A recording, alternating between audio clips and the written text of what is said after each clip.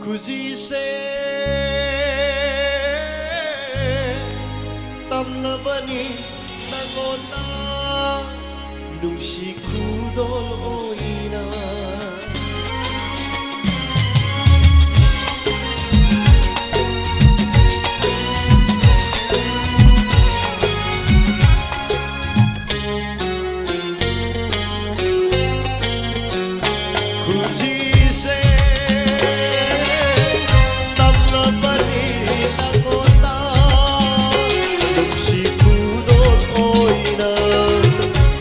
Gunung Kanada, Tampung Gunung se, Ayo Gunung Kanada, Tampung Gunung se, katakan hendak cik sina, Hambiu hamoida lona, Kuzise.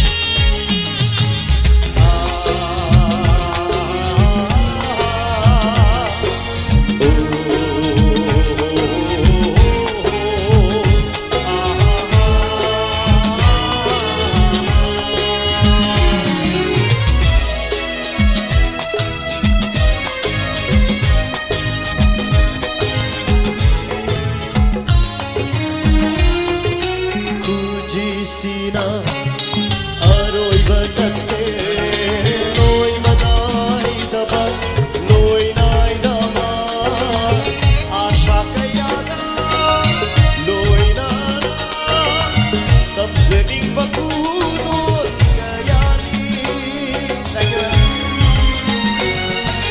kuji sina aroi batatte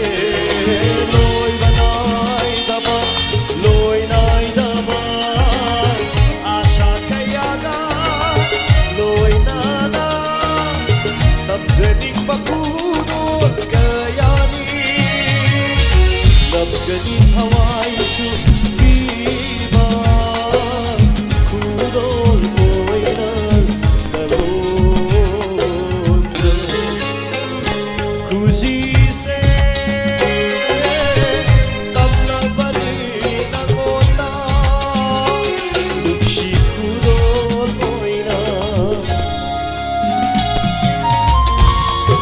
Sige musician, may champagne kita matang kumakahawa mo ng kumikat yung mayroon na play.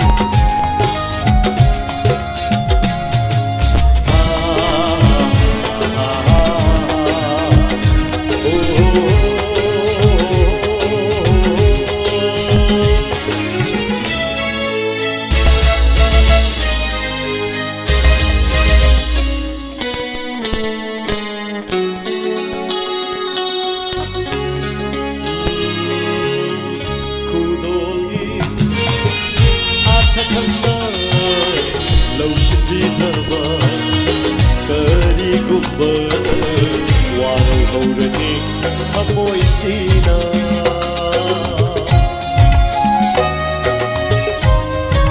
Oh kudoli atakanda laushidaba kari gubbara warau haurani hamoi sina